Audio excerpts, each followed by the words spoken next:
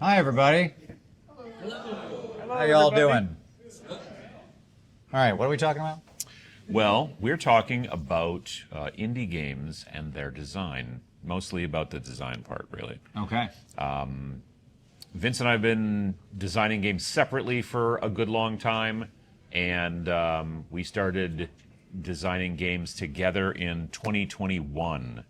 In 2019, I had an idea for a game that was Rain and Hell, and sometime during that year, I talked to you about it. Yep. You were visiting Sam. That's right. We were sitting up in Sam's old house. Yep. And I said, I have this idea for a game, and we were talking about it. And then it was kind of a concept of like, well, would you want to work on it and that kind of thing. And then the pandemic happened, and then we weren't going anywhere. We weren't doing any conventions or anything, and we were kind of bored. And then we were like, well, hey, why don't we start doing that thing, you know? And it kind of went from there. And I would say about 6 months into the project, I said, do you want to keep doing this? Mm-hmm. And it wasn't like, do you want to stop? It was like, do you want to continue to do this after we get this one done? And like actually make it into a company and not just a one-off thing. And that's kind of what we did.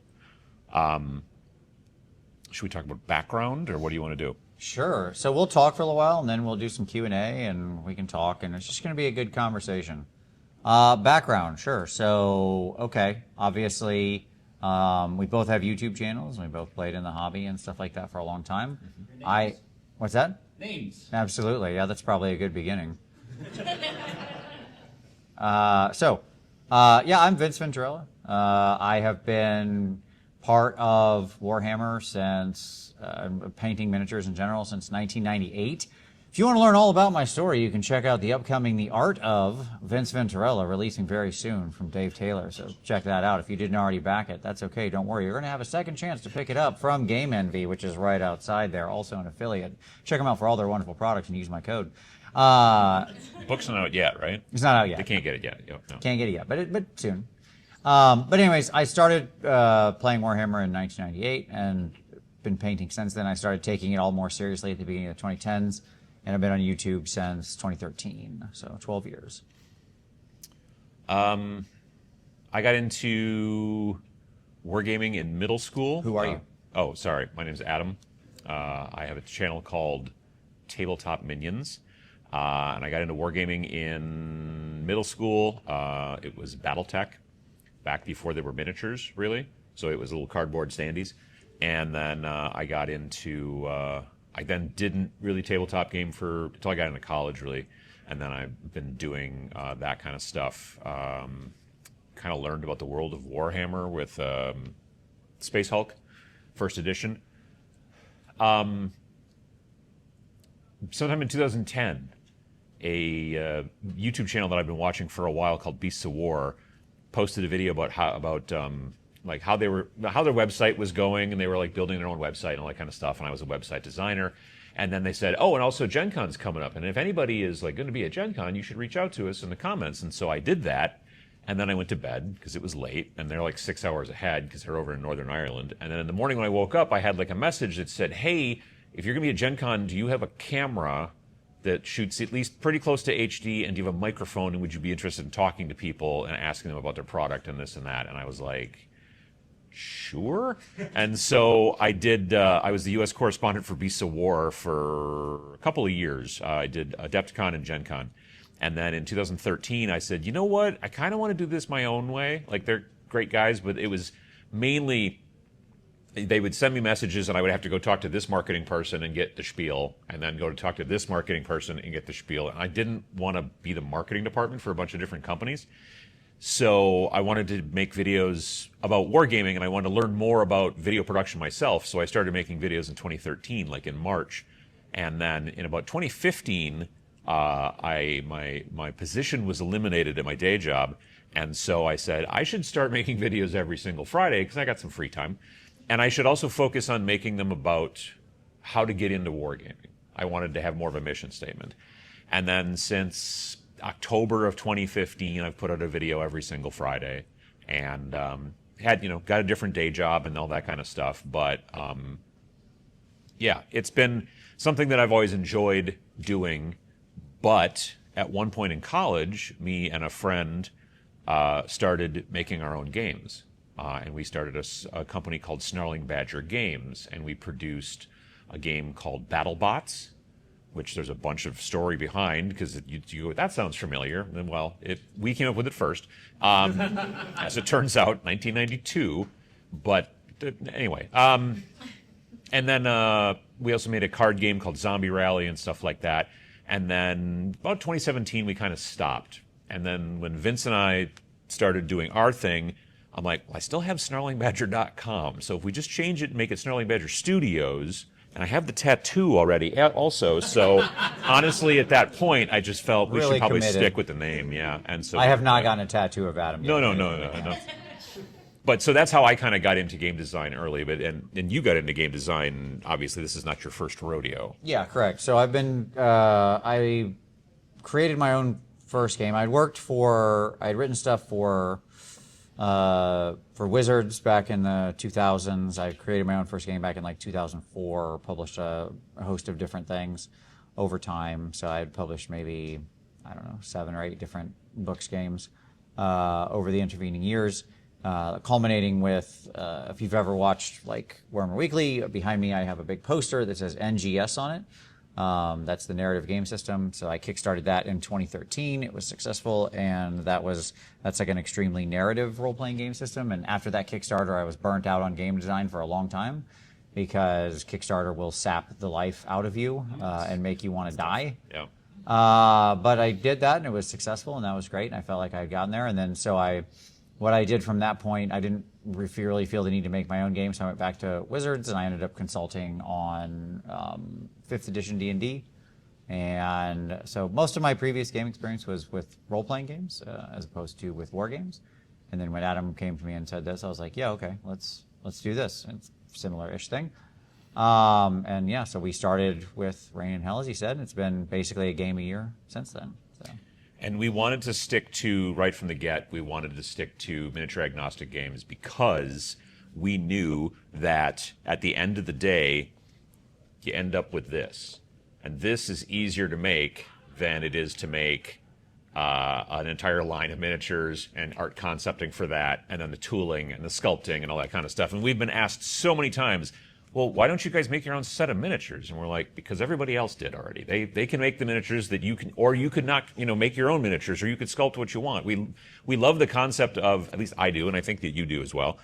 We love the concept of miniature agnostic because it allows you to have the creativity to do what you want with the stories you're coming up with in your head when you're starting to play a game. And you're not looking at it from the aspect of like, well, these are the models I'm supposed to use for this. And then you can do whatever you want. And you also have the utility of being able to use these models for this game till you get, you've played this game and it's fun. But now you're going to play this other game. And 3 of those guys could totally come into this game. And I just like that recycling. I agree. Yeah, totally aligned with everything you said. It also is a lower barrier of entry for players, because they probably already have figs of some kind.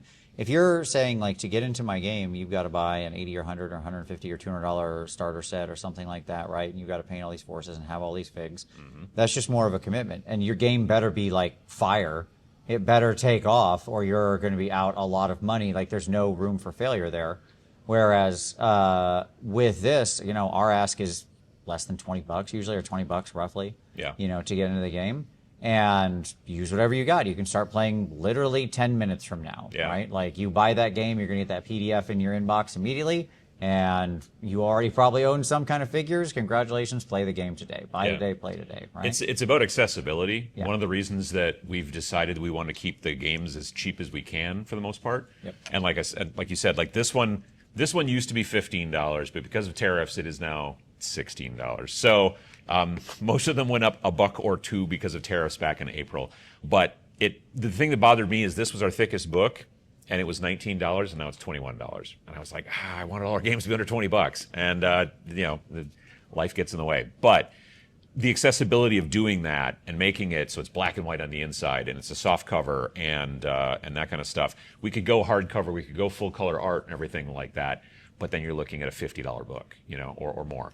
And we want these things to be accessible. So we've worked with print on demand so that which is basically different than like normally, oh, you get the book together, you send it off to a printing company, they print X amount, send it to you, now you have to mail it around and do things and distribution and all this stuff. We work with Wargame Vault, which is a part of Drive-Thru RPG. Drive-Thru RPG is the much larger part, as it turns out, but they do all the printing and everything, and the developing, or not the developing, they do all the printing and the shipping and the fulfillment and all that kind of stuff, and we don't have to worry about it. So again, it's another reason why we don't have to do a Kickstarter, because we're not going, okay, we have to make an initial order of 5,000, or should we make 7,500, or should we make, we just put them up there and then start working on the next book, and they sell and they get shipped and people get, are happy, and the customer service with those guys is great. And it just became a very simpler way, in our opinion, of doing it. It's even simpler if you just do PDF, but I like physical books. And so do a lot of people. I honestly love PDFs. Raise your hand if you like physical books.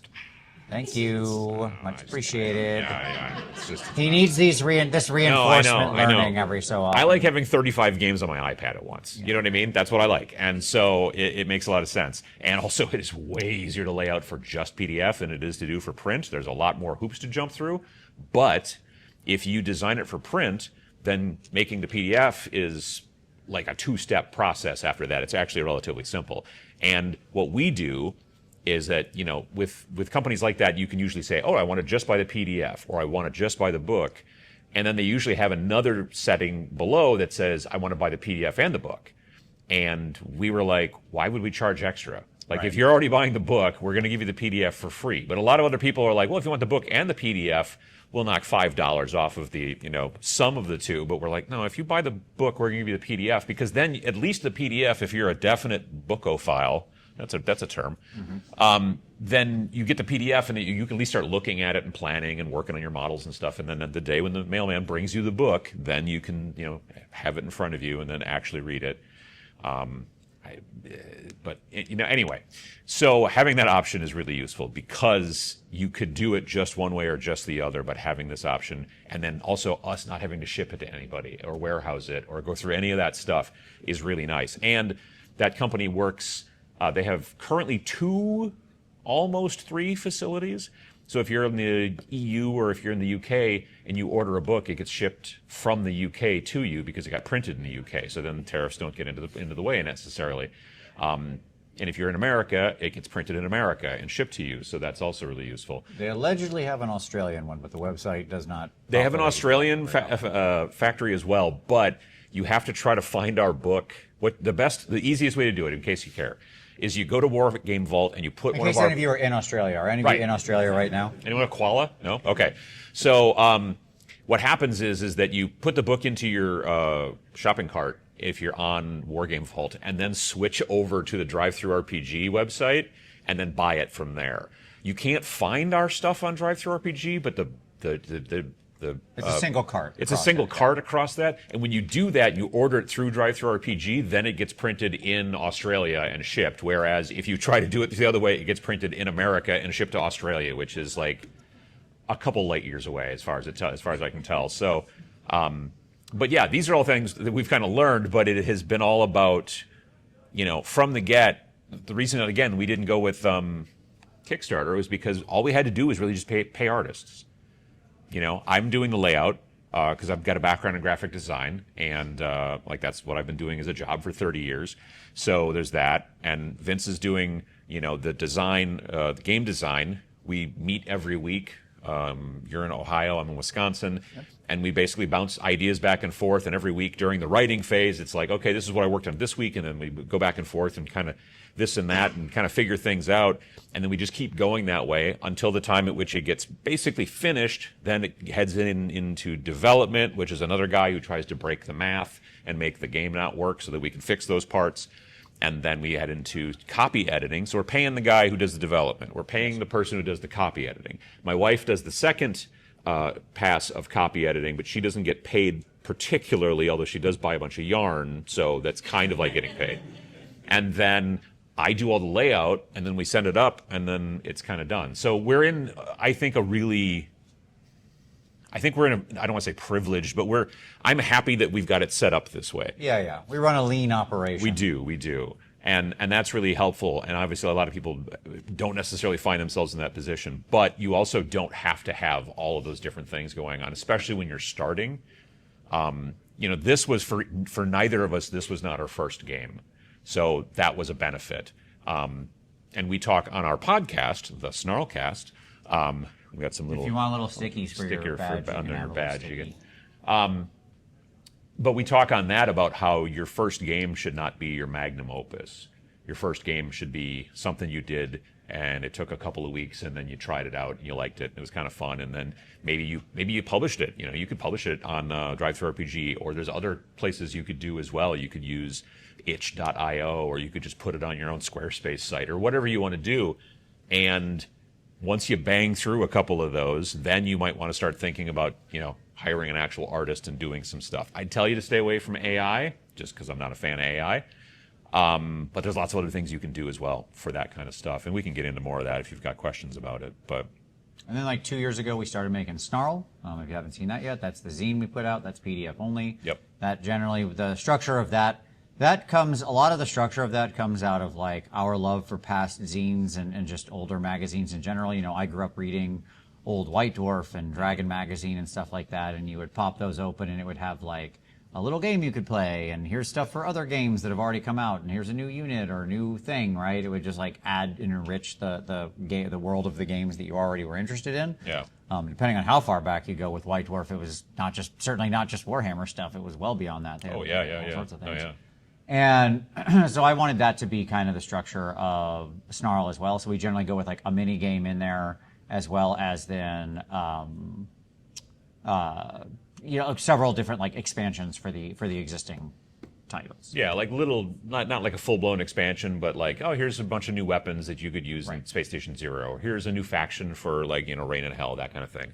And we put 1 or 2 or 3 or whatever into each of them. Whatever fits and makes sense. And those are PDF only because the company that we work with, Wargame Vault, doesn't have the ability to make zines, which are what's known as saddle stitch. It's basically pieces 8.5 by 11 piece of paper turned this way and then folded and then staple on the edge. The staple on the edge part's a real pain, evidently, and the machine breaks down all the time. So they were just and this is what they call perfect bound, which is basically glued, and it's a nice flat kind of binding. But if you wanted a smallish 36 page, you wouldn't want to do that kind of cover. You want the zine to look like a zine. So what we do is we give people 2 copies of it. When you order it, you get the regular each page is its own page kind of PDF, and you can flip through it on your iPad or whatever. And then there's another version which is basically all the spreads. So if it's a 16-page thing, it's page 16 here and page 1, and then the other one is page 2 and page 15, and then you print those all out. And if you got a printer that can do the duplexing, that's also dope. And then it's just really easy to just fold it and staple it, and now you got yourself a cool little zine. So we give you both versions with the hopes that you'll go down that road if you want to, but you don't have to. And so we put the little weird micro game ideas that we have in that, and those are generally all 2-player only. Well, that's not true. They're usually all versus, adversarial. There's no co-op and solo. When we first designed Rain and Hell, it was, the pandemic, and we made a game where you had to play against somebody. That's not a smart move. We didn't think that through. And almost immediately Forgot people were about the Iron Fleet. Yeah. Well, that's true, yeah. And people were so I can't play with anybody right now because I'm supposed to stay at home all the time and everything? And we're oh, yeah. So we made an expansion, which we weren't planning on doing, and it was a PDF-only little expansion that added solo and co-op play. But every game we've made since has had solo and co-op game built into it. But the Snarl games don't, because we're always trying to stick within a relatively small amount of pages. This is 144 pages. This is the longest game we ever made. But the first episode of Snarl first issue of Snarl was 28 pages, I think. I think so. And so that's a concern. And when you want to add in solo and co-op, it's a bunch of rules that you then have to. It takes up a lot more space. All right. So that's everything going on with us, and we want to make sure you have space here to ask your questions. If you're question that's basically AMA, so whatever, I don't care. You can ask me about what I had for breakfast. The answer is Don't always eat- nothing. No, you don't eat breakfast. Correct. I don't eat Yeah, breakfast. yeah. There you go. Hot trick question. But if you want to know about making games or anything we do on our channels or anything in the production of the games or a background story or anything you want to know, I don't care. I can't answer every question in the world, but we'll give our best. All right. Questions. Put your hands up. Hands up. Okay. Let's see. You had your hand up first, I think. We'll get to everybody. Don't worry. Plenty of time. Connecting to this idea, your first game shouldn't be your magnum opus. You guys are essentially making a game every single year. Yeah. Which seems blisteringly fast. Do you ever think that Two, there's- technically. Yes. Game and a half, I like to say. Sure. Do you ever think that there is a point in your game design timeline where there have been too many years elapsed and you should just go ahead and tie the knot off and submit it and then start working on the next one? Like after 5 years of working on a game, is that too many years working? Yes. Oh yeah. So the question is, we put out a game every year roughly, and the question is, if you've been working on a design for a long time and it's been 5 years, is that too long? Right, Yeah. absolutely. Oh, we're going to repeat those because we're trying to 'cause record being this an for- episode, yeah, so yeah. We'll repeat your questions. Like Adam was very smart, not as bad. Yeah, okay. Easy answer. Yes. Yeah. That's too long. Yeah. That's like way too long. Okay? I don't mean that as an insult to anyone, but like the answer is so Steve Jobs has a quote that I've used many times. It's very simple. Ready? Winners ship. That's it. Yeah. Okay? Like if you're sitting on it that long, either it's because you're not really working on it, right? Like that is say life got in the way, which is fine. totally understandable. Absolutely. Like we all have partners and kids and jobs and life responsibilities. If that's the case, whatever, right?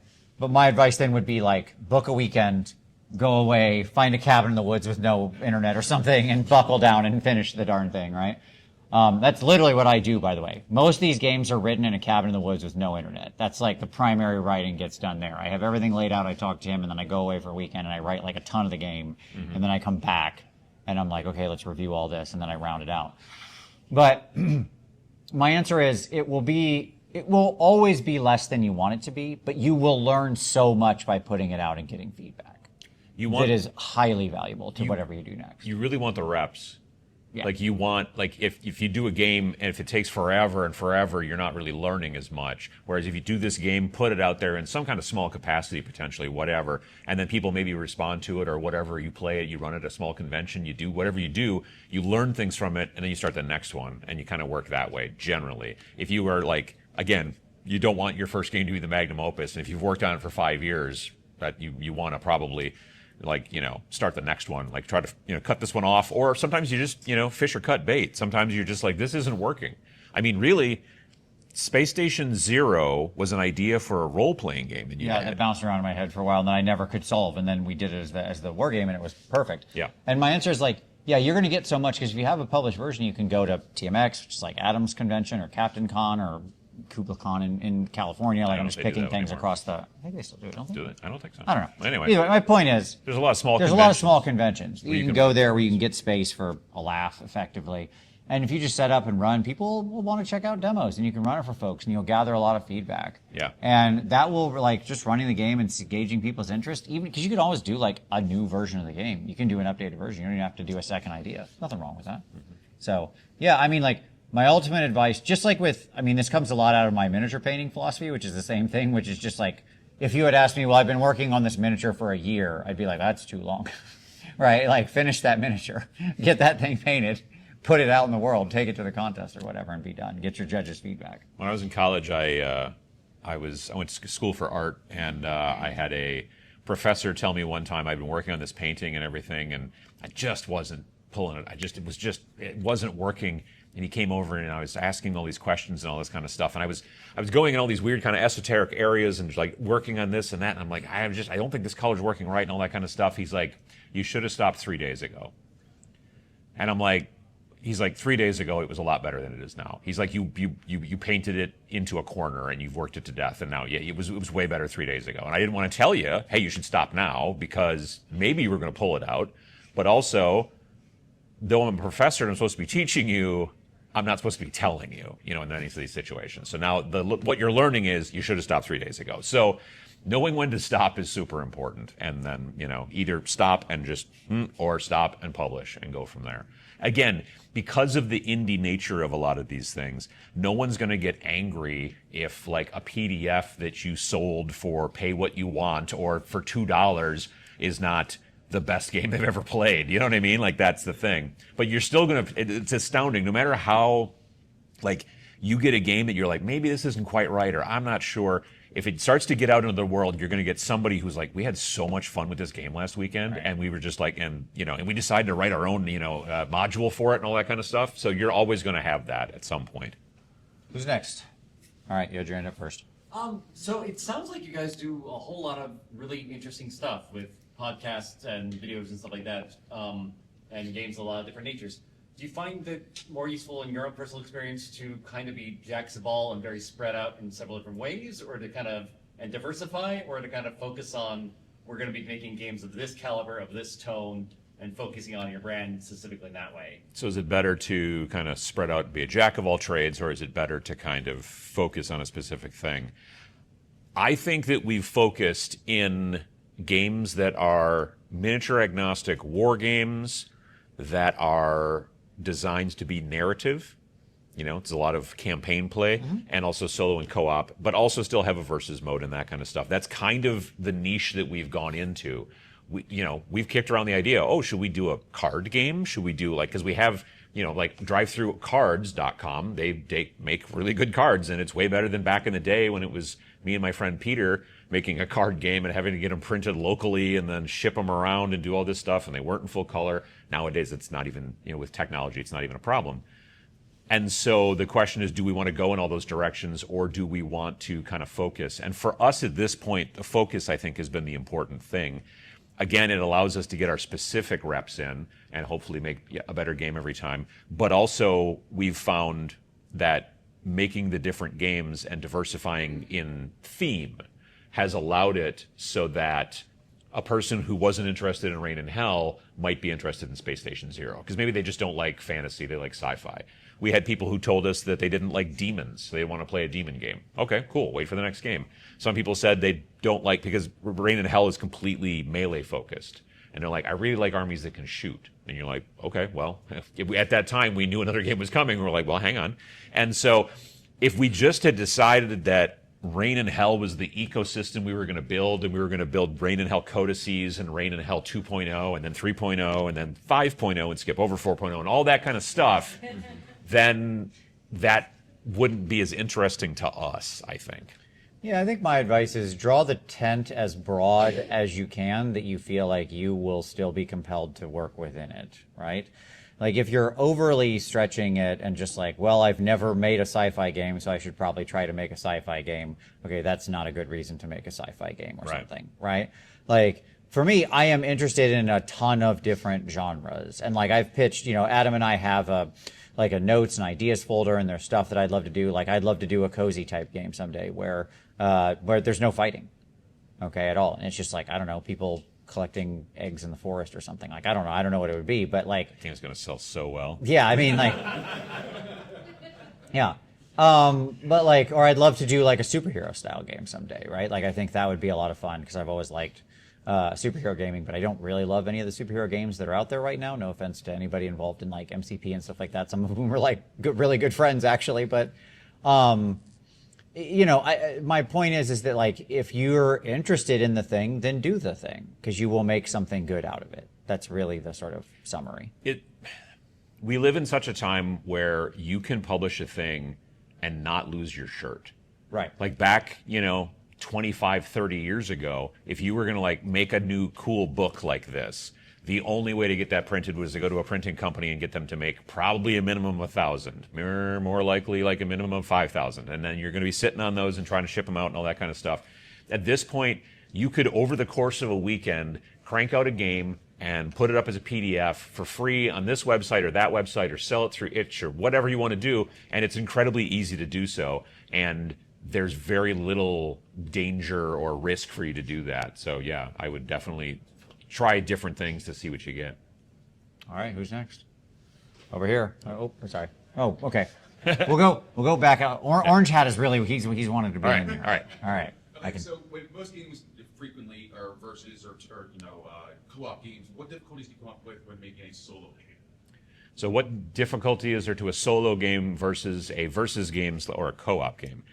Honestly, co-op and solo are nearly the same because it's all about making the bad guys, the people you're fighting against, you have to give them commands. You have to make it so that they, like normally when you're playing against somebody else, that person is the one, hopefully, who's like deciding what they're going to do. But when you're playing either two people versus nobody or one person versus nobody, then nobody has to get, rules that they follow.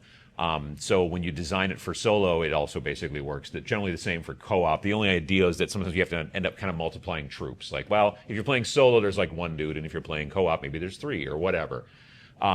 It's that kind of, for lack of a better term, AI that used to be less of a problematic word, but it's that whole kind of rule set for like, okay, well, if the monster is not currently in combat with somebody, then they're going to try to move towards the closest person, and if there's no closest person that they can see in line of sight, then this happens, and then that. So the solo and co-op stuff is a lot about if-then statements. So yeah. Yeah, I mean, I think the thing to keep in mind is that, having another human on the other side of the table is like an amazing advantage to just write the game, because the humans are just going to do things that surprise you and that are unorthodox and that are unusual and can respond, and they do a lot of work to keep the game fresh. When you're designing solo and co-op and you have to have some kind of AI, then you have to put more into various elements of surprise and or suspense, because if it becomes too rote or mechanical, then it will get boring. But at the same time, if you try to make it I think the monsters in Majestic 13 act in really interesting ways, but the AI that I had to write to make them act in those ways is unbelievably complicated, right? I think it's if there's anything I think is that I look back on and go, I'm not sure that's exactly correct, or how I would do it if I was going to do it again. In this book, it's the enemy AI. It's powerful. They act like powerful aliens that are smart and will do the right thing in the right situation, mostly like a human would. But that took a lot of very conditional logic that's tough for people to follow. Early on when you're playing Majestic 13, it takes you a while. It can slow the game down to sit down and go, okay, now how's this guy going to react? And then go through the if-then statement basically that happens. Once you start playing, right, things get speedier, and that does definitely help. But my advice would be, add in other stuff. You can have other incidents, conditions, surprises, things like that just keep the game moving along in the middle. Yeah, so in looking at the wargaming industry, it seems that accessibility in particular is something that is really breaking the paradigm. And my main question as a consumer is, why? Why did you make this so accessible? Why do we make the game accessible? I guess I don't know why you think accessibility is breaking the paradigm. Can you expand on that some? Well, I mean, you kind of hinted at it as far as, selling miniatures for hundreds of dollars, painting them, having to do all these different things. Yeah. Versus this is buy the PDF, you have miniatures already, like the game. It seems like so much of the industry is based on kind of the exclusionary principle. Oh, okay. So I got it. Okay. So basically, and so the reason that we're doing it this way versus the way the rest of the industry generally does it, which is they're selling you miniatures and they're selling you more books, it's because there's just the two of us, and then this is not our day job. Honestly, is what it is. When you're a big corporation, if you're Games Workshop, you have to make crap come out every single week nearly, and because you have all kinds of people to pay for, and you've got stuff, and you've got a factory and all that kind of stuff. And so the reason that we're seeing, in my opinion, games going a little bit more difficult to get into, exclusionary, so much more consumerism, all that stuff, is because of the corporatization. If you go back and look at GW 30 years ago or 40 years ago, they're a very different organization that was doing very different things. They've worked themselves into this position, which is still biggest in the industry, but they're doing it they would love to some people there would probably love to slow down and make some sort of fun games that were cool. And they used to do that. They used to make games for some of the designers. They'd be like, this designer, we've been working on like a dog for X amount of years. or whatever, hey, why don't you make a game for yourself? And then you would see stuff like Orc Bombas over the Sulphur River, and those types of games. Those were made back then to basically give a treat to the designer because they were like, well, we don't want them to leave. Well, that's all changed now. And that's why you don't see that kind of stuff through the bigger companies. So for us being small fries, who are basically the two of us and a couple of people that we pay money to do certain tasks, we can take more risks and do that kind of stuff. And I've always been a big fan of trying to get more people into the hobby. And I know that the bright, glitzy, kind of cool super graphics and all the models and the plastic can be very attractive to people, but this is actually easier for them to get started with. So that's kind of why we focused on it as ourselves.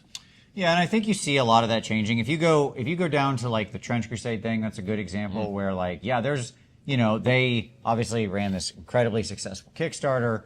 Tomas is like my personal one of my personal like game design heroes, by the by. Like he's somebody who I drew a lot of inspiration from, and took a lot of my like what I saw as key design lessons from.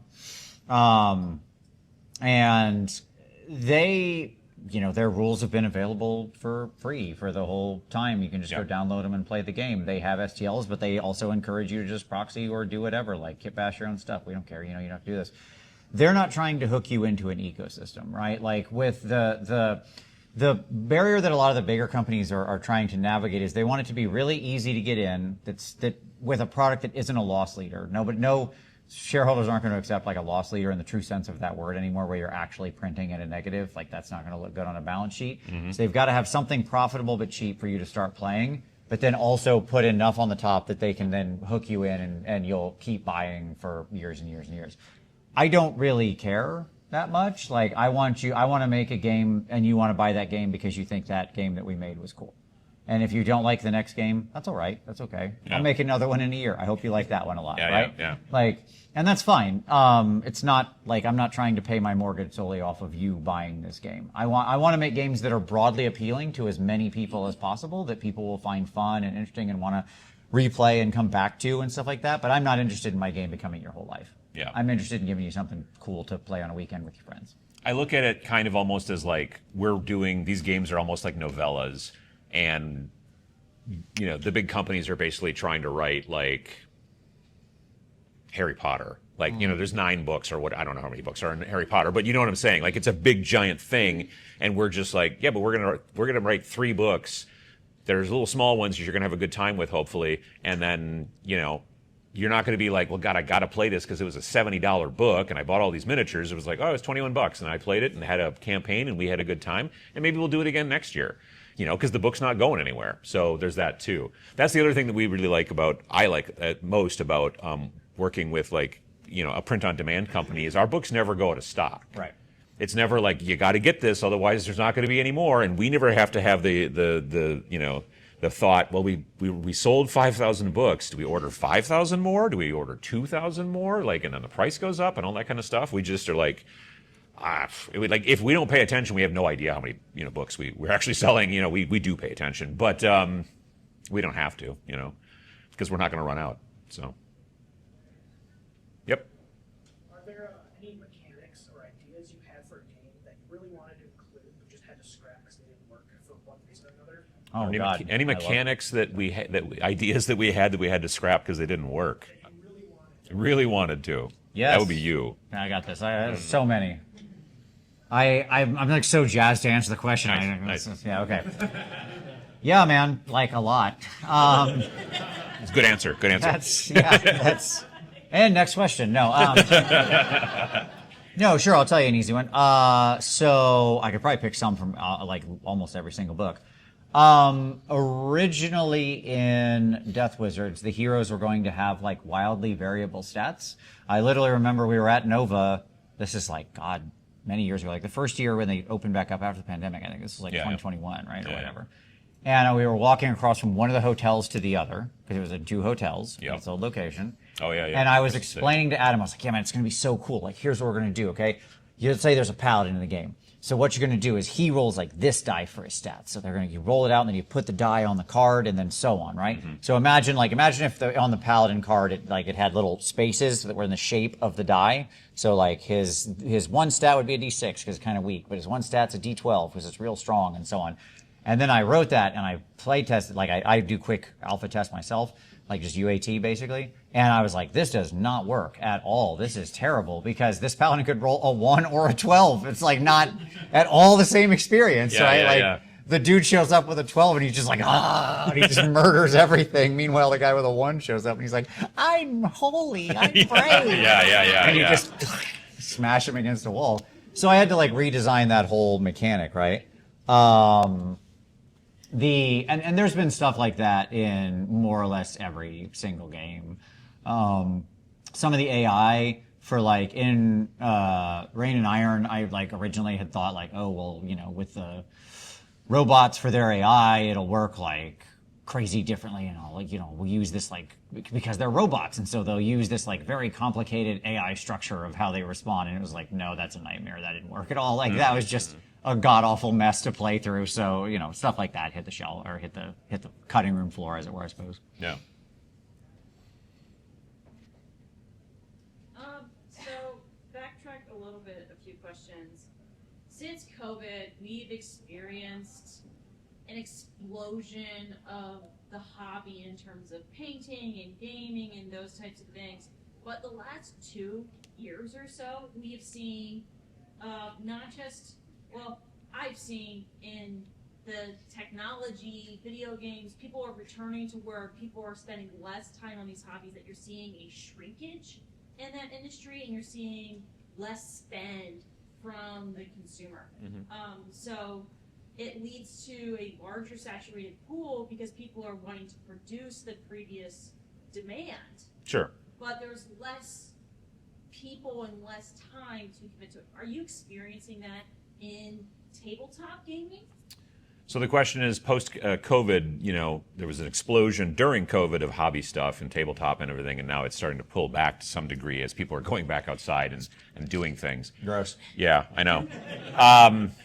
Have we seen anything like that? I mean, we haven't particularly seen.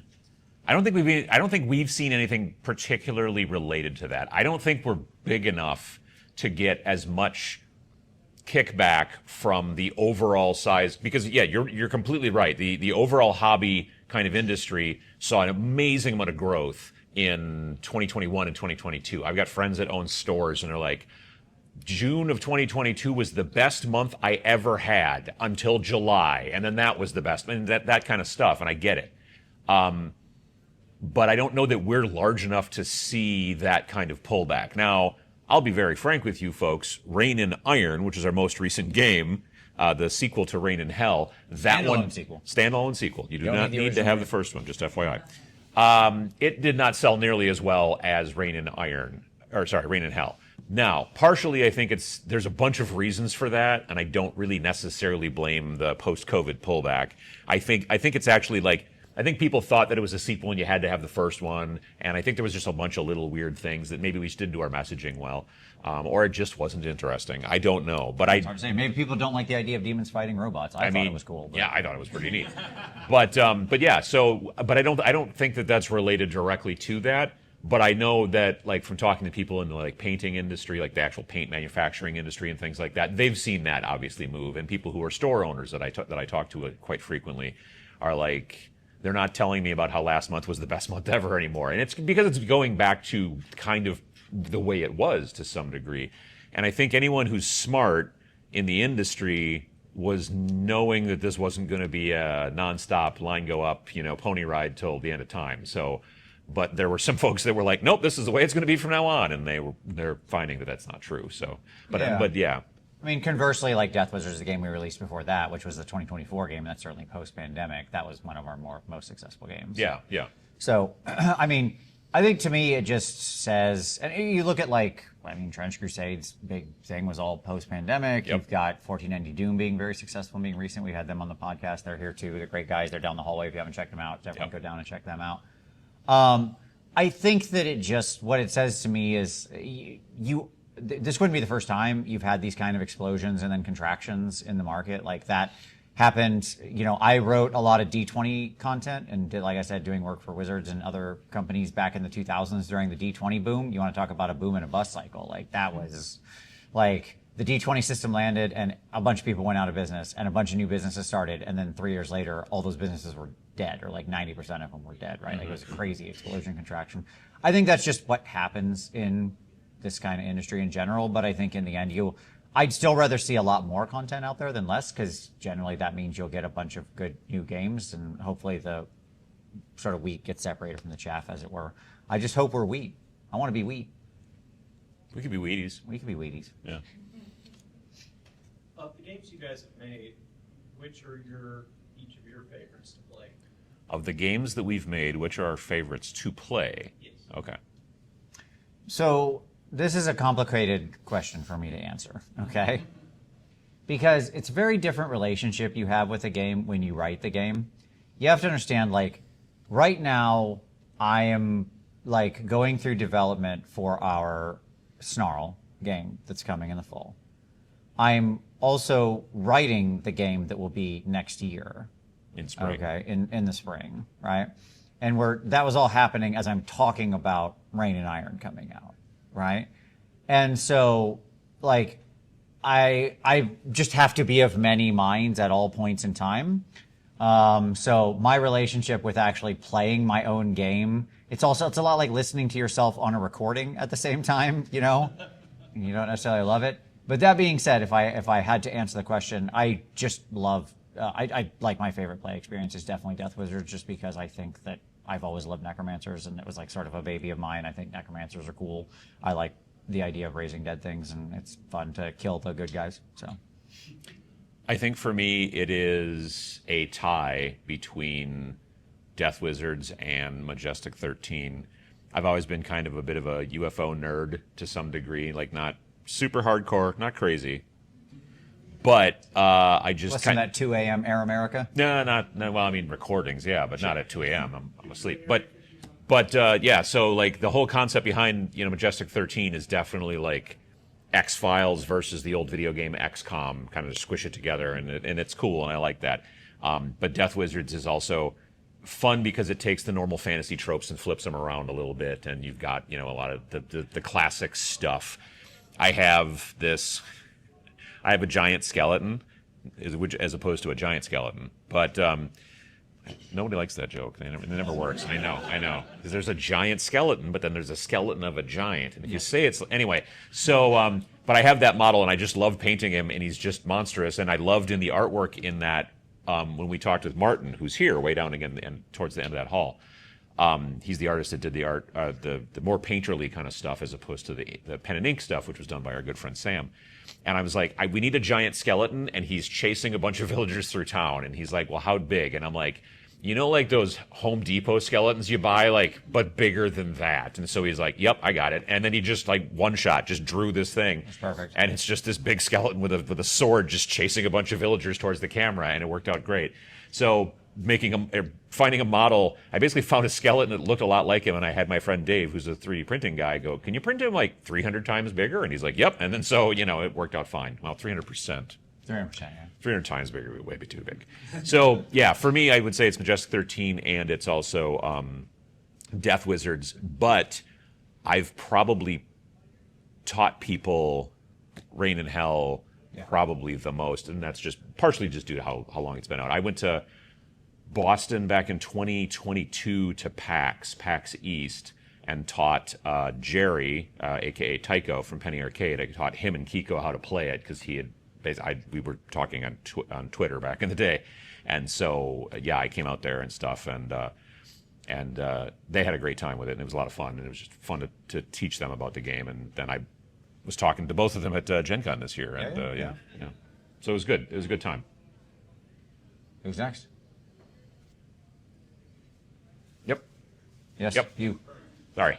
With releasing a game every year, and that's kind of a quick pace, what is your creative process, or where do you draw inspiration from for the next thing, or what you want to do?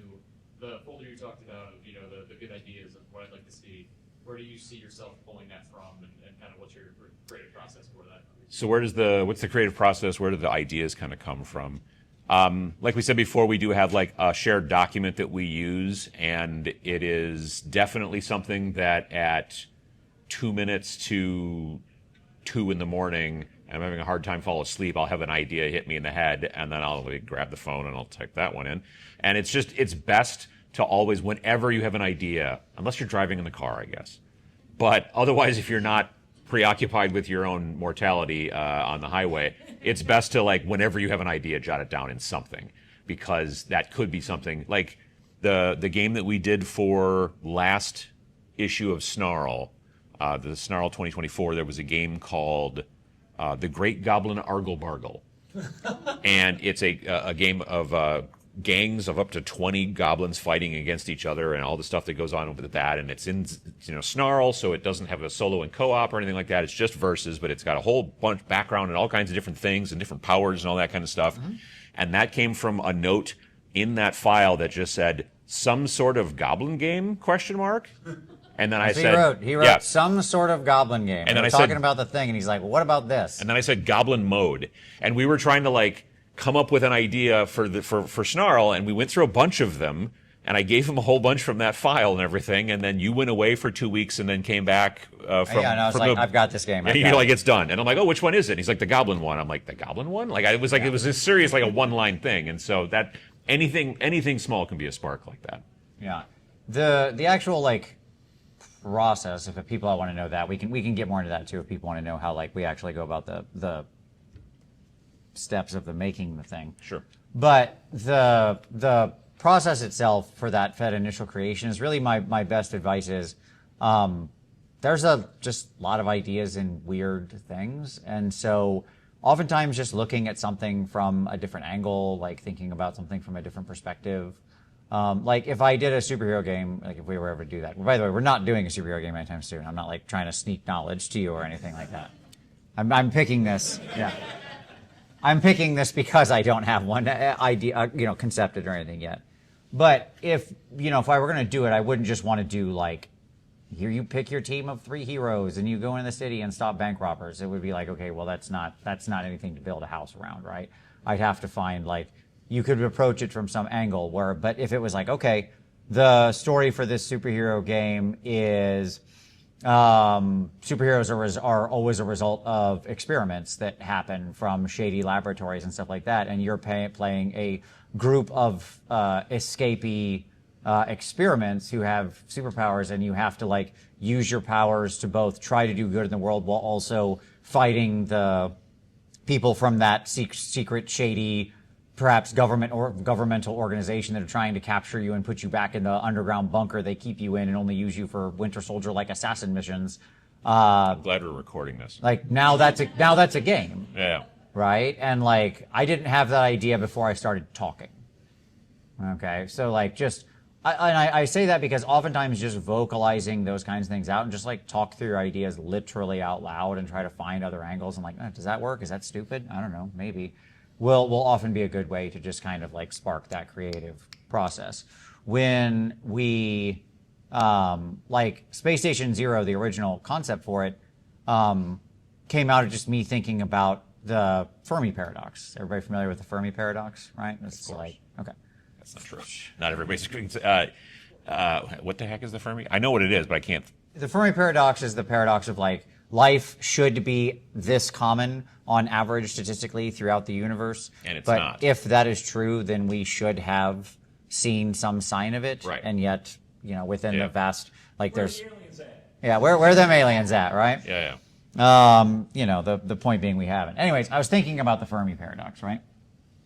And one of the things that sort of fascinated me was the idea of species just kind of advancing to such a level that they kind of take over everything, but then collapse back in or something like that. And so there's just like nothing left. There was a line in that about basically they thought all the thoughts until there were no more thoughts. Right.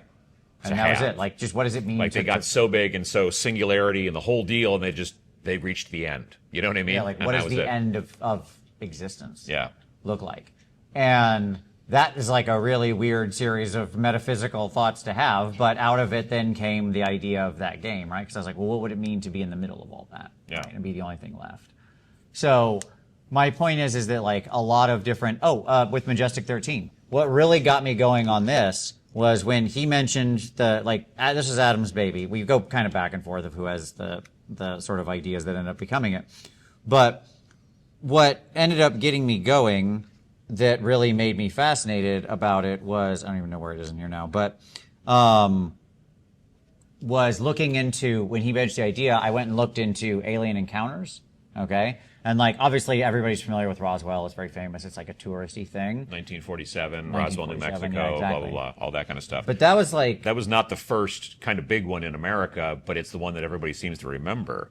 1941, there was basically a whole thing in a place called Cape Girardeau, or Girardeau, yeah, something like that, in Missouri. That's right.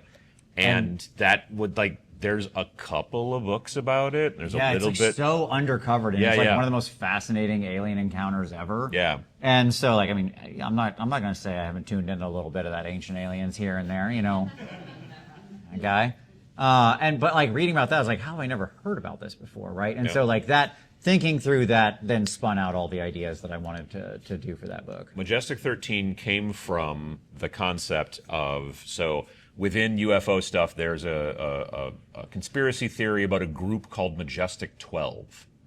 And so Majestic 12 was put together post Roswell by Truman, I believe, President Truman, and he got 12 powerful men, military, education, Titans of industry, all these people, and these 12 men, which you go on Wikipedia and they'll tell you who the 12 people allegedly were, and they're all real folks. Anyway, they were supposed to like figure out this UFO problem. Like that's a literal like quote from like that. Truman wanted them to figure out this UFO program. And I was washing dishes. And I was thinking about Majestic 12, and I'm like, if they ever had to vote on anything, there's 12 of them. They could split the vote, and they'd be screwed. They should have 13 of them. That would be even better. And then I was like, oh, and then I wrote that down, and that's literally where it came from. It's just like it would make more sense. And plus, I don't know, Majestic 13 sounds cooler. Yeah. And then what we did was we didn't make it 13 dudes. We made it 13 organizations, and then you, as a player, those are your factions. You get to pick which one you want to go from, and you make a team of 5, and it's a whole thing. But that type of stuff, there's always something that can spark and then make you want to go, oh, wait, what if we did this? And what if we did this? So, like, it's a really good idea to track your ideas. Keep that stuff in your phone or a notepad or whatever it is you do. Keep that stuff, because at some point you're going to come back and you're going to look at it and you're going to see some sort of goblin game. And then that's going to turn into a thing. So, who else? Yep. Do you guys, when you're developing games, do you ever have to go through any trademark or copyright steps when you're developing to provide legal protection for your So, trademark and copyright stuff. Trademark specifically, like the logo for Rain in Hell. In many situations, we do put a little TM there, but in some situations we don't. There's a difference between the TM and the Circle R. Circle R is registered trademark, whereas TM, kind of everything when you design it sort of has an implied trademark to it, which you can, with sometimes you might get it, I can go back to that BattleBots thing that I mentioned before, but yeah. Actually... but a Circle R, you've gotten a lawyer involved, and you've paid probably around $5,000 at this point to get that Circle R. I used to work for a small company, and we had the document from the government that said that it was a company called Milk Can Technologies, and they had the Circle R on milk can for company names that have to do with technology or whatever. And they paid a bunch of money for it, and I'm like, okay. As far as copyright is concerned, for the most part, if you just put copyright in the book, like usually like on the page that has like all the people who worked on it and all that kind of stuff, if you put copyright and the date and things like that, in most situations that's good enough in this day and age. Copyright laws and trademark laws differently are very forgiving to the companies. You know what I mean? Which is why, just recently Steamboat Willie finally fell into the, public domain. So it's not something where you have to send off and get like a form or anything like that. It used to be a long time ago. You used to either need to send a copy of it to the Library of Congress. Yeah. And if you want to go down that road, you can make it like super ironclad. But for the most part, the other thing too is that game mechanics can't be copyrighted or trademarked. Correct. So the trick with that is you can't you can't reprint this book because this is copyrighted, like Right. the images and the layout and stuff like that. That's all us. Like if you just reprinted this book or something and started to selling sell it it to as your people. own, right? And called it Majestic 14 or something like that, but other than that, changed nothing, then we would have easy standing to win any kind of case like that against you. Right. But if you basically extracted all the mechanics out of here, okay, rewrote them in your own words, and put out a game that was about fighting aliens with brave teams of, NGO, government-aligned, loosely government-aligned soldiers, I can't stop you from doing that. There's anything mechanically generated cannot be copyrighted. Most game mechanics are open to reuse, especially if it's mathematically derived. Right. Okay? The only thing you can generally protect through copyright as far as game mechanics goes are what is called non-algorithmically defined mechanical sets.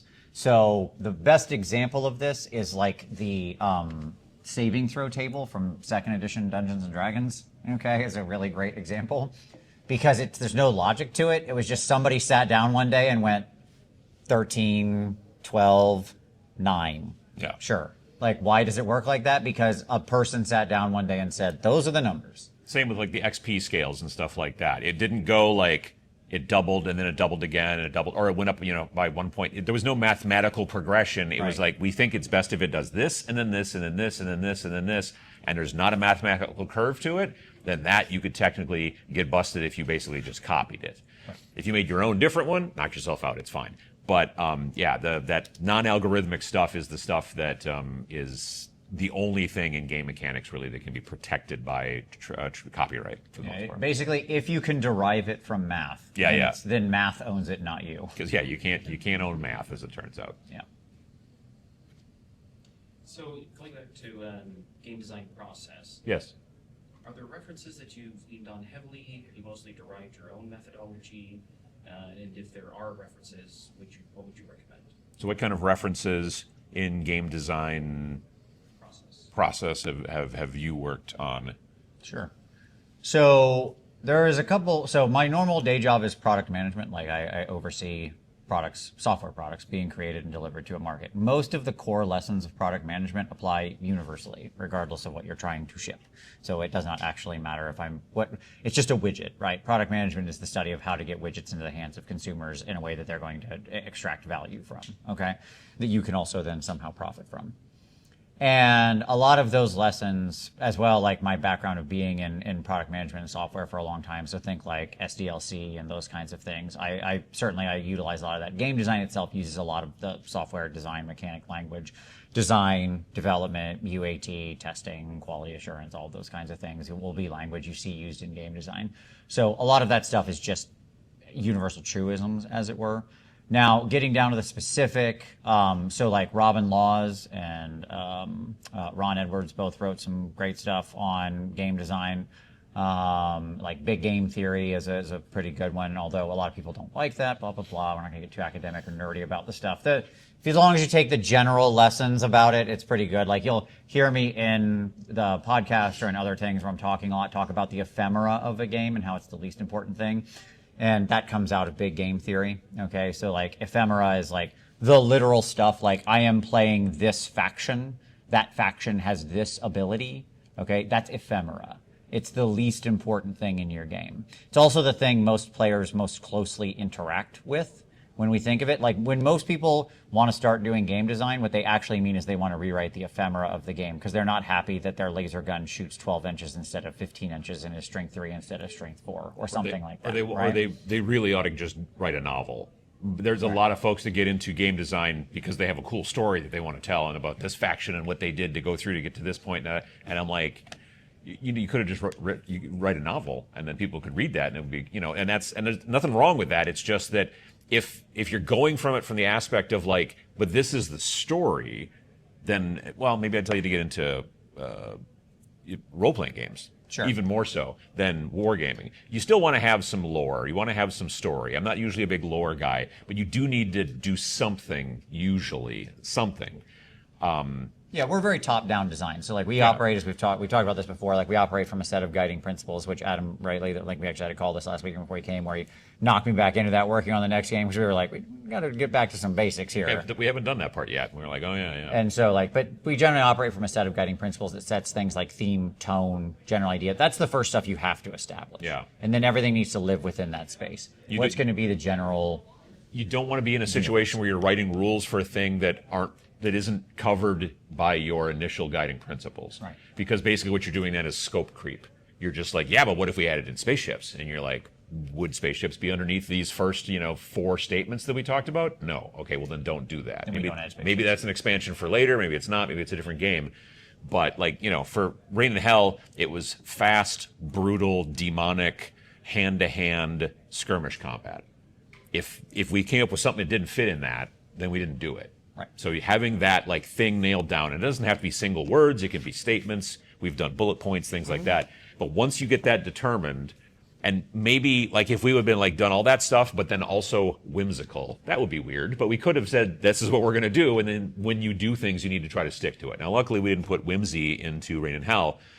But again, however you want to nail it from the beginning is what you need to try to stick with all the way through, as far as tone and all that kind of stuff.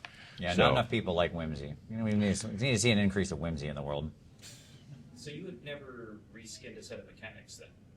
No, we don't reskin the mechanics. Every time we make a new game, it's a completely new game system. And the reason for that is because we believe that rules inform the story and they matter. And we're not against, there's a guy out there, Ivan Sorensen, who makes a series of different games. There's 5 parsecs from home, there's 5 leagues from the Borderlands, and 5 this from that, and whatever. And it's great, because once you learn one of them, you learned all of them, and that's fine. But we make our stories different so that in Reign in Hell, the way that initiative works is you throw a d12 for each one of the demons that you have currently on the table, and your opponent does the same.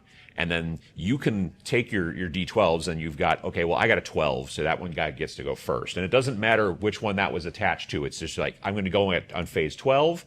I didn't roll an 11 or a 10, but I got 2 9s, and I got a 7, blah, blah. So now you know in which phase, as you count down, your guys are going to activate. And you also know what your opponent's doing, because you can see it. Yeah, it's right all public there. knowledge. And what's happening is that is you as the controller of your cabal, and your opponent also as the controller of their cabal, kind of seeing how the battle is going right now, because it's all fists and claws and stuff like that. A game like Bolt Action is a World War II combat game. There is a serious fog of war. You don't know what's going on. There's explosions, there's dirt in the air, all that kind of stuff. And they simulate that by you reach into a bag to see who goes next. So you can't plan, you know what I mean? And so those types of things, writing the rules to fit the story is very important, which is why we kind of basically don't reinvent. Well, we do. We kind of reinvent each game. Yeah. I mean, we'll think about past mechanics we've used, and is there a reason to use something similar-ish? Right. We don't just do it just to make them all different either. It's if there was a cool thing that we were but again, we're also talking about sometimes just rolling 6s. Oh, we can't roll 6s. We rolled 6s in that last game. Ugh, we would be in rough shape if we couldn't follow those rules.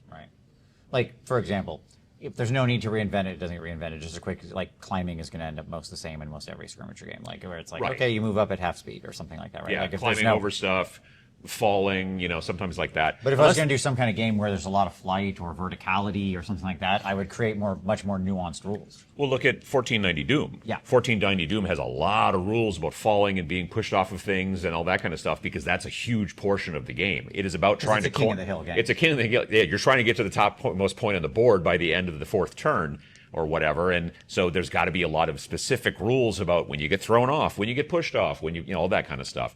Most of our games will have that information in there to some degree, but we don't really go, oh, well, there's a very specific... Yeah, exactly. Yeah. Another question? Back? So, starts as a story, but I'll loop back into a comment. All right. So I have a bunch of friends who do not wargame, but all either work with the government or for contractors. Okay. And I have loved to tell them all the story about my Majestic 13 campaign, where the U.S. government refused to buy one of my agents a new rifle, but was perfectly happy to buy me a weapons lab and a drone facility. Sure. And all my friends go, yeah, that's how the government works. Sure, yeah. Yep. And Yeah, see, exactly. Everybody's like, yep, on it. It's a different pile, Quentin. Yeah, yeah. I don't know what that means, but they keep telling me. We worked, so yeah, the government will sometimes not decide to buy you a rifle, but they will buy you a weapons factory. So I guess, Yeah. how do you guys deliver on the promise of the premise, especially as it goes to like campaign progression? Like, again, you perfectly simulated the arbitrary nature of the Sure, right. Sure. Well, there is a bureaucracy like step in Majestic 13, and there's a reason behind that. So when one of the guiding principles for Majestic 13, going back to that guiding principles thing, was literally the word bureaucracy. Yeah. Okay. And so as I was writing the rules and thinking through it, I was thinking like, I literally would ask at every step, how could we insert bureaucracy into this step, right? Because like, how would it feel more realistic? And so yes, like when it came to acquiring weapons or like what happens, that's the same reason it shows up in your missions, right? Because you get sent out and sometimes things are wrong because the wrong briefing went to the wrong place and they didn't get you the right information. So like that all came from that guiding principle, right? And that's sort of the same throughout a lot of the games where like when we have something that's like a very clear idea, when there's a very clear theming, then what I'm doing is trying to make it work in all elements, like both in the real-time mechanics of experience in the game, but also the in-between period of the campaign play. Yeah. How important do you think it is for a game to have good and compelling art? How important is it for a game to have good and compelling art? I would say it's actually quite important. I would say that the cover to Space Station Zero, I'm sure, probably increased sales by 20%. At least. Yeah. And it's because of, frankly, it's because of the way that we sell our books. Because they're sold on Wargame Vault. And Wargame Vault, if you've never been there before, across the top, there's like a bestseller list. And it's the current bestseller list. So there are people who will look at that bestseller list and you're drawn by a thumbnail, just like you are on YouTube. You're drawn by the cover and you're like, oh, what's that? And you click on it and now you learn more about the game and then you go, yeah, I'll buy that. I was at a game store last year and locally in my hometown. And I bumped into two guys who knew me from YouTube, two guys about my age. And we were talking about different things, and they asked what I was working on these days. And I was like, oh, I've been working on, some game design and stuff. I've got, working on these games with my friend Vince and everything. And they're like, oh, well, what kind of games? I'm like, oh, well, our first game was called Rain in Hell. And the guy looked me in my face and is like, I didn't know you were attached to that. I didn't know you did that. And I'm like, you know me from YouTube, I'm thinking to myself, but how did you find out about the book if you didn't hear me telling you about it? You know what I mean? Because you think that marketing always works. Marketing works about 20% of the time, it seems like. So I was stunned by that. And then I said, yeah, and we also did Space Station Zero. And I kid you not, the other guy's like, I didn't know that was your game. And I'm like, all right, well, then obviously those videos that I make every year where I talk about the new game and all that kind of stuff, they're working great. And but the fact is that a good cover like that in a system like that. Now, when you're at a store, maybe a little bit less, because more often than not, especially in like a store that's really packed to the gills, you're seeing spines. So you have to kind of know ahead of time to go in to look for it at the store. But when you're just looking at something to buy on Wargame Vault, that thumbnail, that cover is really actually kind of important. So we've always, since the beginning, worked with artists to do the kind of artwork that we think is going to work on the cover, except for Majestic 13. I did this.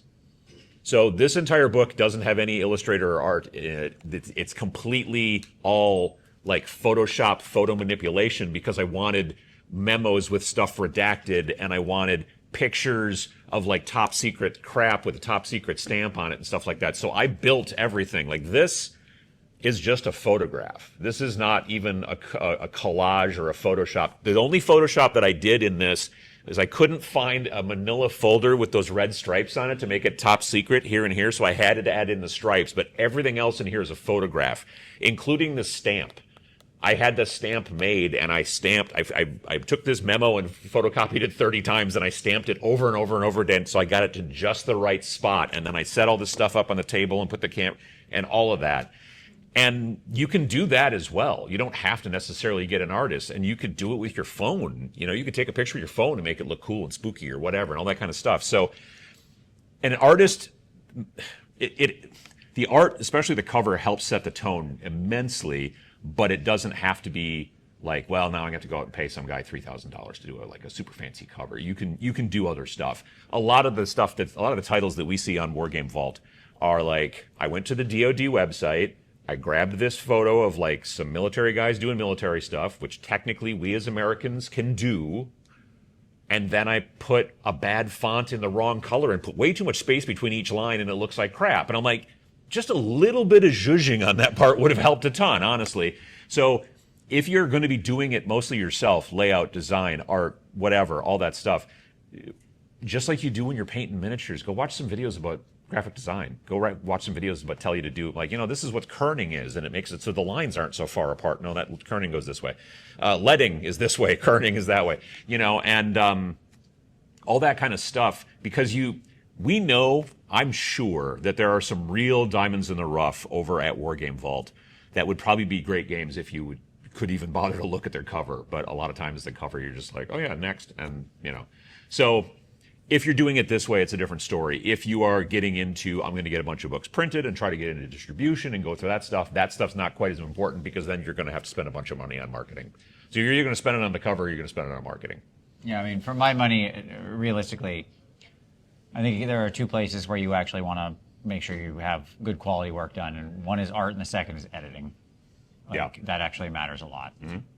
So those are the places you actually can. If you're going to spend money, those are the two places you should spend your money. Yeah. You mentioned editing. Do you seek out special editing expertise for game design, for technical writer, sort of, as opposed to just general editor skills? No, I have a friend who's like more autistic than me, who's also an experienced gamer and stuff like that, and who does editing professionally. So we utilize him, and then as Adam said, then he has Emily, his wife, who's also very good at just like figuring out things that editor missed. Like the two personalities work well together. Yeah. And they just and we do double passes on that to make sure that things are all caught. And obviously we're reading, but you can't edit your own work. No, you can't edit your own work. You should. You should definitely give it a try, because you'll still find some stuff, but you won't find it all. And then someone else will check it, and then they won't find it all. And then hopefully, eventually, enough people will find it all, as far as editing is concerned. But my wife went to school for English, and she's a stickler on well, okay, and this is with Vince. There's relatively random capitalization when he's writing. It's one of my ticks. It's off the top of the dome, and he's just working on it to go in. And then later on, you're like, okay, well, we capitalized it in this sentence, we didn't capitalize it in the sentence after that. And with game terms specifically, you kind of need to set from the get-go. If I'm talking about attack, am I talking about the attack skill, or am I talking about just attacking in general? If you're just talking about, and this guy attacks that guy, you don't necessarily have to capitalize it. But if you're talking about this guy's attack is 12, then you want to capitalize attack. You know what I mean? So it's all those little things. And sometimes sitting down and building, we always build a glossary in the books that kind of explains a lot of the things. But previous to that, we have a tendency to go through and go, this is kind of our style sheet. You know what I mean? Yeah, like you would do, style guide, to go through and go, these are words that get capitalized when, and these are when they don't, and this is word, that kind of stuff. So. To kind of set a premise to my question, I'm a high school teacher in one of the biggest school districts in Virginia. In 2 months, my school district is going to turn on AI for all students. They're going to have access to Google's Gemini. Cool. So in my mind, if a school district is allowing all their students to access AI, it's here. Pretty much here. Yeah. The indie wargaming space seems particularly susceptible to AI. Sure. And I'm wondering what you guys think about the impact it's going to have in the next 5 to 10 years. We're going to have very different opinions on this. Go ahead and repeat the question.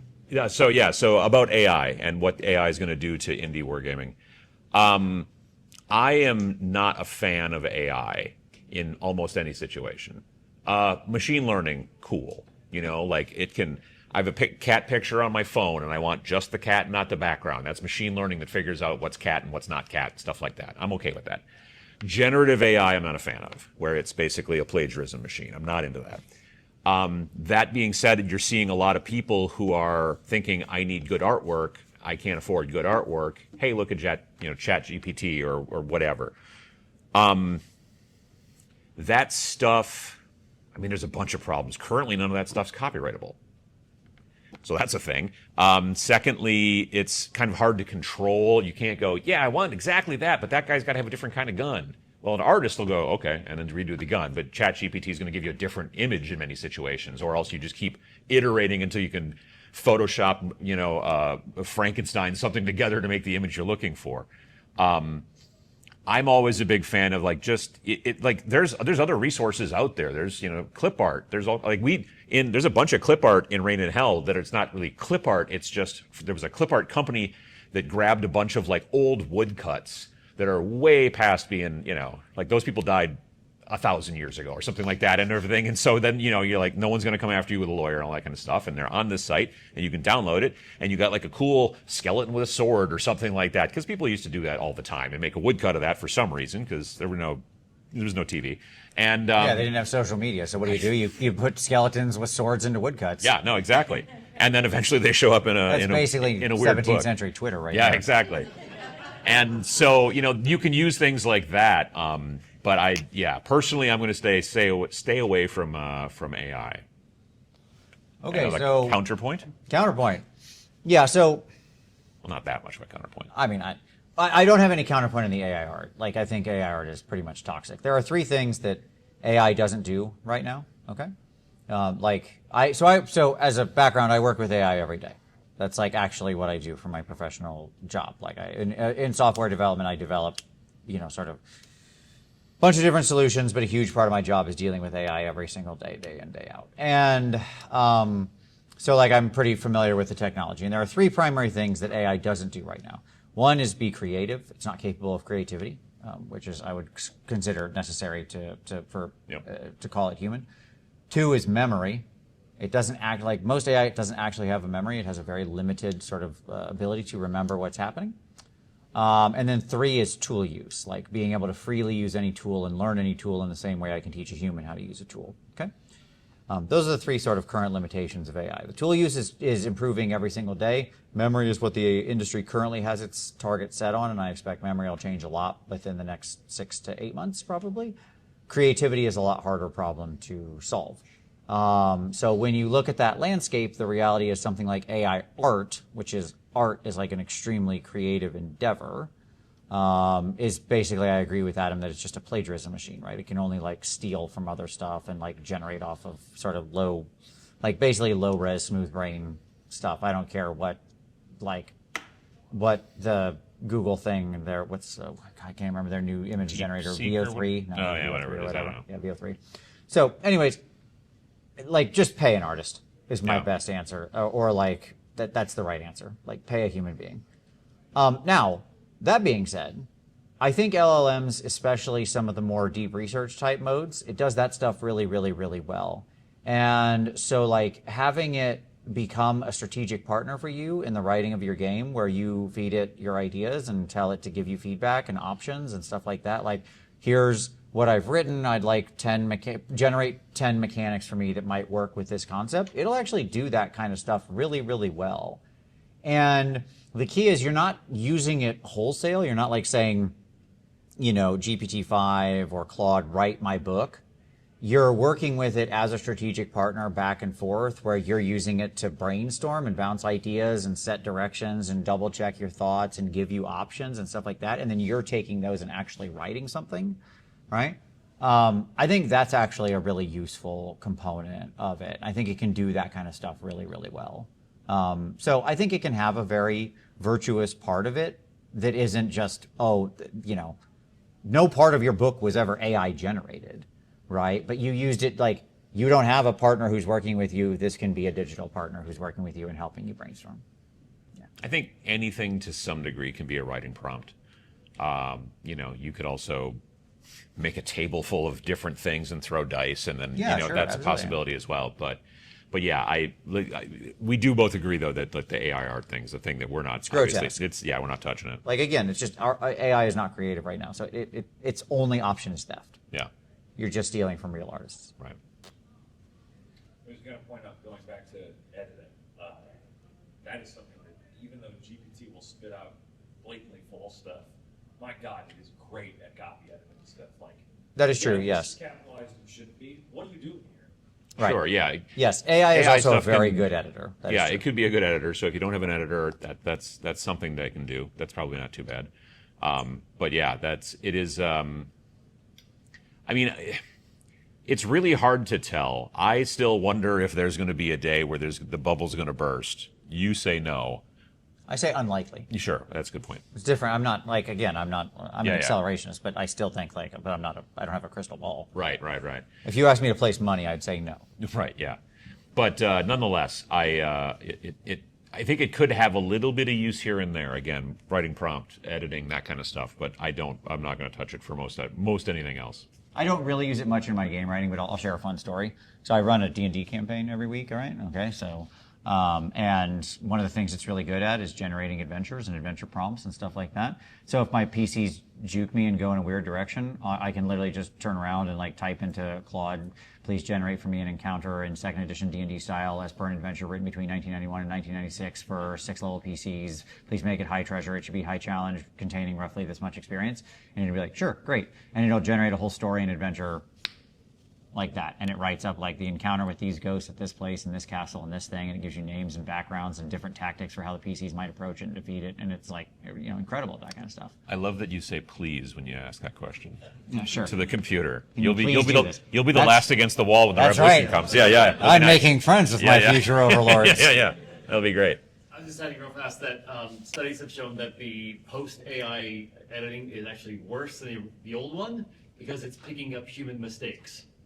I mean, all that stuff being a large language model it is basing itself off of every other thing it's read before in the past. So yeah, you're seeing people doing it already now who are, revolutionaries to some degree, where they are seeding like text and things like that out there to make it so that when it's stolen by AI, it then screws up AI. You're seeing it in art and you're also seeing it in some text and things like that too. So yeah, I still depend mostly on my wife, honestly, really, which everyone should, most everybody should depend on my wife. But yeah, She's very trustworthy. it's true. You mentioned how you do the editing and the artwork and stuff. Is there much play testing other than with your partner that you talked about? Yeah, so we always do. Oh, sorry. Yeah. The question was what additional play testing do we Right. do beyond that? So I do basic, like I said, unit testing. My development partner does deep play testing as well as it's not just play testing, like it's also mathematical analysis is the key. So like one of the first things he does is actually take all the stats, put things into Excel spreadsheets, break it all out, plot that, graph that, make it look for outliers, things like that are too efficient or too broken or stuff like If you that. take this sword and these shoes, you're unkillable. Well, we got to like, fix so that. He can, He can plot all of that out and like make sure that numbers, like if everything has a cost and a range and a power and a damage or something, right? You can plot all those into a chart and then graph it out and look for statistical anomalies and things like that I would have missed when I was designing. And then beyond that, yeah, we'll generally I'll oftentimes have a lot of the, like if you look in the front, you'll oftentimes see like John and Sam and people like that, their names in there because I generally have them over once a year pretty early in the cycle and we'll sit there and we'll go through play test lots and of do that different play kind of tests stuff, of the yeah. game and I'll get feedback from them. But there's a lot you can learn just by doing that kind of unit testing that he was talking about before. When you're working on your game design, the most important thing is the play loop. So when you start and you're like, okay, well, it's the beginning of a turn. What happens? Well, this is how movement works. This is how shooting works. This is how this works. And you can just take 2 models and set them on the table and just have your notes in front of you and just do stuff. Because writing it, you can make it feel right. But as soon as you start moving some models around the table, you'd be like, oh, that sucks. No, you can't do that. Yeah, and then that gives you feedback so that you can kind of go from there. We don't do a big play test group and send stuff out, partially because we're moving so quickly and also because to some degree, and we're kind of tweaking the way we're doing things now, it used to be that we just didn't tell anybody what we were doing until literally the day it came out. Like we were not going to, you didn't know, nobody knew anything until it came out. Now we're starting to, at least with this first or this next episode or issue of Snarl, we're kind of going through and saying, we're going to start telling people stuff about it, but I don't know about the play testing. We're not looking for like a big play test group and all that kind of stuff. But that's the thing that sometimes play test groups are actually not helpful. You know what I mean? It depends. It depends on the scope of your game too. Like if you're a game that has 26 different codices, then you're in a situation where you have an immense amount of information to go through. Our stuff is generally a lot thinner. My best advice is yes, run your primary loop, put 2 figs on the table or 6 figs on the table or 10 figs on the table or whatever it is. And just play it, like attack, do the basic movement. You will learn an incredible amount from that, 1. 2, if you have some kind of generation rules, Okay, like this is how you make your list, your army, your guy, your whatever. You better like sit down as early as you can and follow the book step by step, your own thing that you wrote. The number of times I have followed my own rules that I wrote and realized I missed something. It's like, oh, I forgot to tell you how to do this thing. Right? First game that my friend Peter and I made, we decided we were going to have some friends play test it, so we gave them all of the information we had, and we gave that to them. We were in college, and they're like, all right, you guys go down to the lounge on third floor or whatever, and you guys sit down and play the game, read it, play it, and then come back and give us your notes. They were back in like 2 minutes. And we're like, what's wrong? They're like, it doesn't say how to start or how to end. And we're like, oh, yeah, that's because we just knew how you started and we knew how you ended, but we didn't put it in the rules necessarily because we knew. But those are things that it's a forest for the trees situation that you don't see. Yep. All right, we're at time, but that's fine. I mean, like, there's nobody in here for another 30 minutes. So, like, we can answer a question or two more. But I have a question for all of you. Okay? Would you all like to know? So we talked about changing what we're doing as far as how we're going to announce things. So would you all like to know what the next game is that's coming in Snarl? Are people curious? In November. Would you all like to be the first human beings in the world who know what that new game is? That's not true. Including yourselves? Yeah. Besides us, yes, exactly. No. I thought we just confirmed the alien line. That's right, yeah. Outside of our little cohort, yes. So in Snarl 2025, which will come out in November. Early November-ish, yeah. Yeah. The main game in there, the mini game in there, will be a game called Chrome Rangers. Okay. And Chrome Rangers is a one-on-one mech fighting game that is in 28 millimeter scale. So instead of your BattleTech guys being this high, your mechs will be about 6 to 8 inches. I expect you to fight with like your Imperial Knights or whatever. Or anything you want to build. Your or whatever. big giant robots. Yeah. So it is one-on-one. It is a fast-paced, reactive game about basically the Chrome Rangers. You have white hats and black hats. It's a little bit Western inspired on a sort of dusty, dry, forgotten planet where mechs are both the most dangerous threat and the only salvation. And the only thing standing between the innocent people of the world and safety is a 20-meter tall robot with a sidearm. So, and the game is meant to be extremely like very reactive. Yes, very reactive based. It will use a very unorthodox activation system where I'm going to do something and you're going to do something in response, and then you respond to that, and then I respond to that, and then I respond to that, and so on, and eventually something happens. So. It's kind of pulled a little bit as far as the play style from the world of like anime, like Correct. big robot battles. If you like watching like anime mecha battles or anything like that, like Gundam and Robotech and all of those kinds of things, then this will be a game you enjoy because the combat strategy for this is drawn from a lot from many of those old movies and things like that, which their fighting style was itself drawn from like Japanese Aijutsu and Kendo and stuff like that, which is also something that I trained in, and so that was what we kind of tried to build into the mechanics. And being 28 millimeter scale, you can use all your normal current like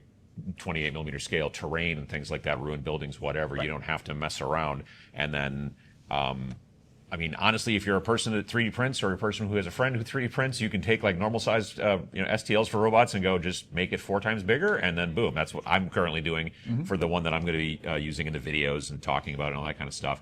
But again, stuff like you said, Imperial Knights, Chaos Knights, like all that type of stuff is all in that kind of size range and will work great. So, yeah. What were the guiding principles for the game?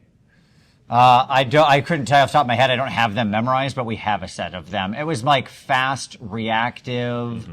Because the idea of just 2 mechs just sitting and shooting. Customization was one of them, because like you can really super customize your mech. Yeah, so the idea of just 2 mechs sitting there and shooting each other is boring, kind of, which is why like most mech games have multiples and all that kind of stuff, and it makes sense. And so when he was like, hey, we should have this game where just 2 mechs on the table and that's it, and I was like, I don't know. And I kept pushing for, well, there should also be 5 little dudes who are running around and trying to maybe fix your mech and shoot the other mech and stuff like that, and he's always just like, nope, it's going to be just 2 robots. And then the whole kind of like offense and defense, reactive and all that kind of stuff and all that has made it feel like a very different game. And so that's where the interest is. And again, it's also not like the next big, giant kind of thing. It's something that we're going to put in, and so that therefore there's no co-op or solo either, because it's a Snarl game, so it's just versus, which also makes it less difficult to write to some degree. Yeah. Yep. If you got questions about it, happy to answer it. But otherwise, or any other questions? Here we got a minute or two left. Yep. When you hear people talk about game design, you hear people say you have to be different than other games. Do you think that in order to stand out, you have to have a gimmick that sets you apart, or should the rules, the mechanics, set up models? That's my. Do you need a gimmick to set yourself apart in game design? As far as rules are concerned, I think that it's going down a bad road to just be like, I'm going to make something like no one's ever seen before that's really weird and strange and nobody gets it. Like, God love the folks over at Infinity. Like, they do good work and they're doing good sales, but I just can't quite grasp it yet. Like, there's times when I'm just like, wait, I'm not rolling high unless it's armor. Then you're rolling high. And just little things like that that just don't quite click in my head. But obviously they're doing fine, so that's cool. But there are also tropes you can follow. They're like, oh, well, obviously, you're rolling, 3 up. Okay, cool. We know what a 3 up is. And that's fine too. But in many situations, like, the story can obviously do a ton of heavy lifting. I don't think GW would be selling 400 different novels or whatever if it didn't drive sales of Plastic Dudes.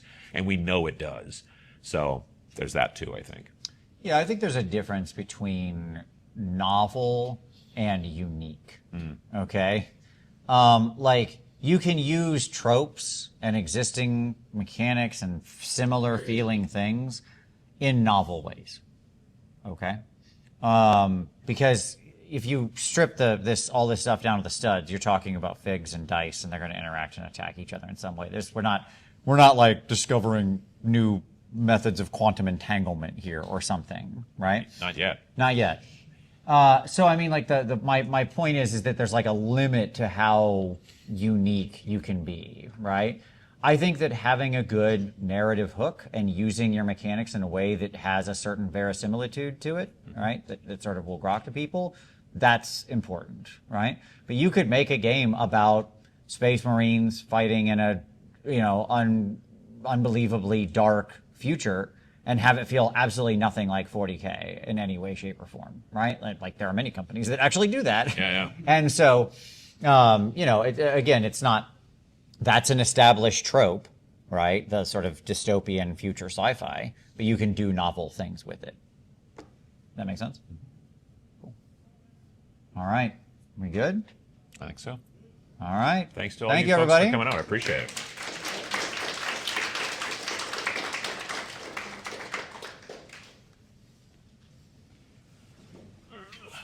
Where should we find your stuff? Snarlingbadger.com, or right here if you want these 2 games. If anybody wants them, we do have them, but it's fine. Whatever. All good. If I want to keep